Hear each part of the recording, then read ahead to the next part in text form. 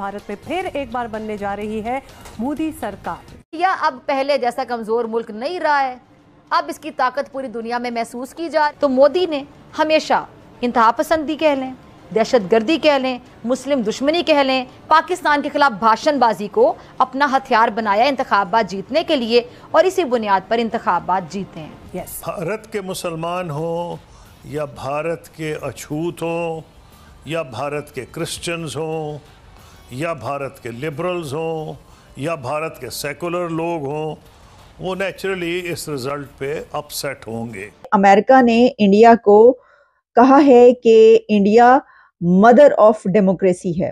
मोदी साहब की जो पॉपुलैरिटी है मेरे ख्याल में वो सर चढ़ के बोल रही है।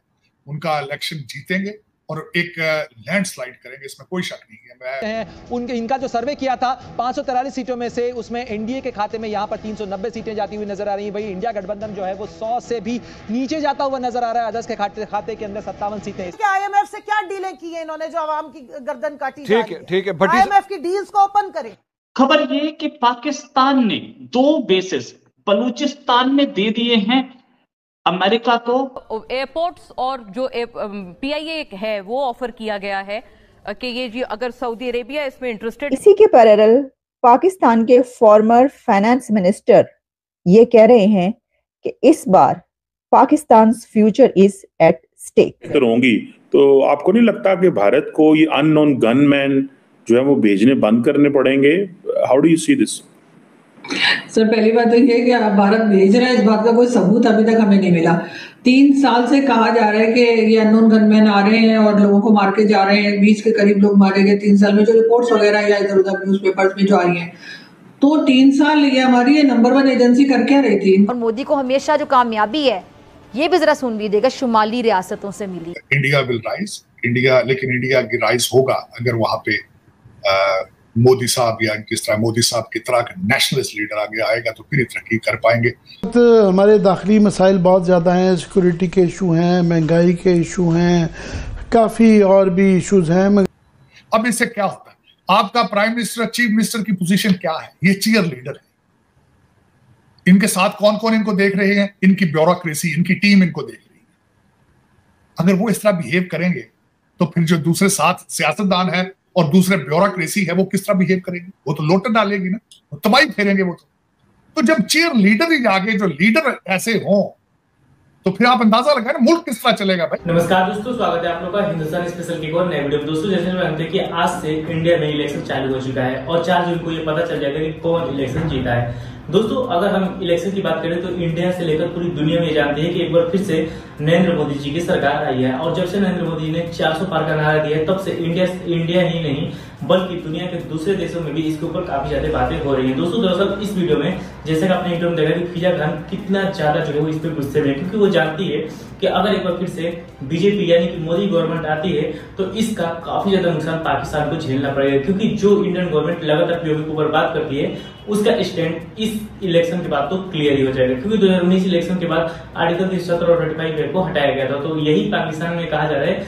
कि ये इलेक्शन जो है वो कहीं न कहीं पाकिस्तान के लिए भी बहुत ज्यादा खतरे में है और यही प्रोपेगेंडा जो है वो इस वीडियो में जो फिजा खान है वो कर रही है कि भारत में जो है वो मुसलमानों के ऊपर और भी ज्यादा अत्याचार पड़ जाएगा अगर तीसरी बार जो है वो नरेंद्र मोदी जी गवर्नमेंट आएगी।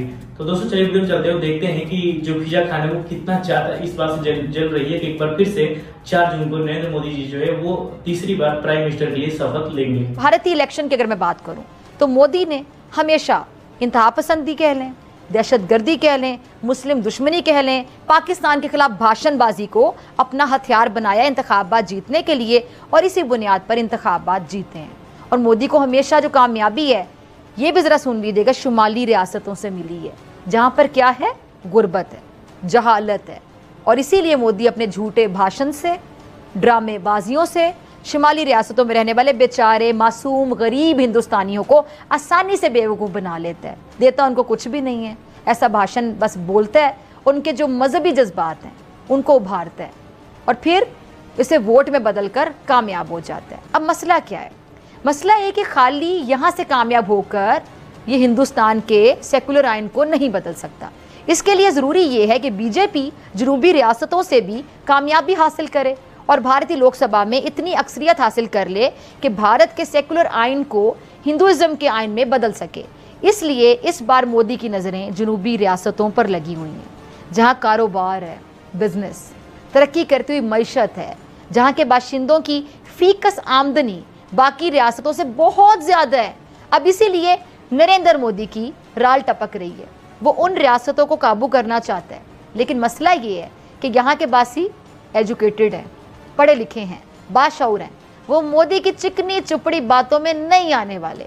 जनूबी और शुमाली हिंदुस्तान की ये तकसीम इतनी क्लियर हो गई है, इतनी वाज़ेह हो गई है कि अब इसकी वजह से हिंदुस्तान के टूटने का खतरा भी पैदा हो चुका है।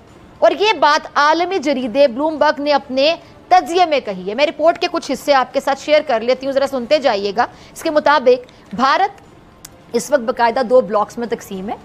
जनूबी ब्लॉक उभरता और तरक्की करता, और शुमाली ब्लॉक पसमानदा है। जनूबी और शुमाली ब्लॉक की जो बढ़ती जोग्राफियाई तकसीम है, उससे हिंदुस्तान के टुकड़े होने का इम्कान है। शुमाली ब्लॉक में हिंदी ज़बान, मर्दाना हिंदू शनाख्त की सियासत और मुसलमानों पर जुल्म व सितम है। जरीदा ये लिखता है कि जनूब नया हिंदुस्तान है, जहाँ पे दौलतमंद हैं। यहाँ से मोदी की पार्टी को वोटों का कम हिस्सा मिलता है। बीजेपी गरीब, ज़्यादा आबादी वाले, देही, हिंदी बोलने वाले शुमाल पर इन्हिसार करती है, और ये तकसीम इंतखाबात में अहम मसला होगी। तवील मुद्दत में तकसीम ख़तरनाक सूरत हाल में आइनी बहरान भी पैदा कर सकती है और हिंदुस्तान के सिंगल मार्केट को तोड़ भी सकती है। जोग्राफियाई तकसीम अक्सर ममालिक की तरक्की पर असरअंदाज होती है, और ये आलमी जरीदे का तज्जिया है कि हिंदुस्तान की 28 रियासतों में से जनूबी 5 रियासतें आंध्र प्रदेश, कर्नाटक, केरला, तमिलनाडु और तेलंगाना में 20% आबादी है, और ये शहरी और अमीर लोग हैं और बेहतर हुकूमत और तालीम और इमलाक के हकूक़ बेहतर कार करते हैं। और इस ब्लॉक ने, आप कह लें कि इंटरप्राइज और बेहतरीन जो मालियाती निज़ाम है उसको फ़रोग दिया है, और जनूब का हिंदुस्तान के GDP में हिस्सा जो बनता है वो तकरीबन 31% है। और गैर मुल्की सरमायाकार कारोबारी अफराद की पसंदीदा जगह भी जनूबी रियासतें हैं। मल्टी नेशनल कंपनीज़ के जो नुमाइंदे हैं, डिज़ाइनर्स हैं, आर्किटेक्ट्स हैं और दीगर जो पेशावर अफराद हैं, उनका तकरीबन 79% जो मरकज़ है वो जनूबी हिंदुस्तान में है। और मज़े की बात यह कि जनूबी रियासतों की सियासत भी शुमाल से बिल्कुल अलग थलग है। ये लोग मोदी को बिल्कुल घास नहीं डालते। मोदी की जो भारतीय जनता पार्टी है उसका जनूब में बस नहीं चलता, और 2019 में बीजेपी के सिर्फ 11% 11% वोटर्स और इसकी जो पार्लिमानी नशिस्तों का महज 10% जनूब से था। और इसीलिए तजियाकार हैं अब ये प्रिडिक्ट कर रहे हैं, ये पेशगोई कर रहे हैं, उनकी प्रेडिक्शन ये है कि मोदी के पास इंतखाबी कामयाबी के लिए हकीकी कौमी मैंडेट नहीं है, और ये जोग्राफियाई कशीदगी आखिरकार भारत को तोड़ देगी, और फिर हम देखेंगे कि खालिस्तान भी बनेगा और कश्मीर भी बनेगा पाकिस्तान। तो दोस्तों, जैसे कि आपने इस वीडियो में देखा कि जो फिजा खान है वो बोल रही है कि कश्मीर बनेगा पाकिस्तान। दोस्तों, पाकिस्तानी कितना भी मतलब उनको ये बात पता है कि कश्मीर कभी पाकिस्तान नहीं बन सकता। अब तो ये बात आ गई है कि पीओके भारत का हिस्सा बन सकता है, लेकिन फिर भी क्योंकि उनको अपने टीवी चैनल चलाना होता है, उनको अपना चेहरा चमकाना होता है, तो उनको भारत के खिलाफ बात तो करनी पड़ेगी। और वही काम पाकिस्तान और खास करके फिजा खान करते हैं, क्योंकि फिजा खान का अगर आप इंडिया के ऊपर जो भी शो देखें तो वो सीधा टारगेट जो है वो RSS, बीजेपी, नरेंद्र मोदी, अमित शाह, मतलब अजीत डोभाल, मतलब इन सब लोगों को करते हैं, क्योंकि वो जानते हैं कि ये जो है वो हमारे लिए खतरे हैं। और जब से ये बात आई है कि जो 400 पार का नारा जब से नरेंद्र मोदी जी दिया है, तब से तो पूरी दुनिया में, पाकिस्तानी छोड़िए पूरी दुनिया में इसके ऊपर बातें चल रही है कि अगर 400 पार आ जाता है तो ये एक हिस्ट्री विक्ट्री जो है वो बीजेपी के लिए होगी। क्योंकि कभी किसी ने सोचा नहीं था कि दो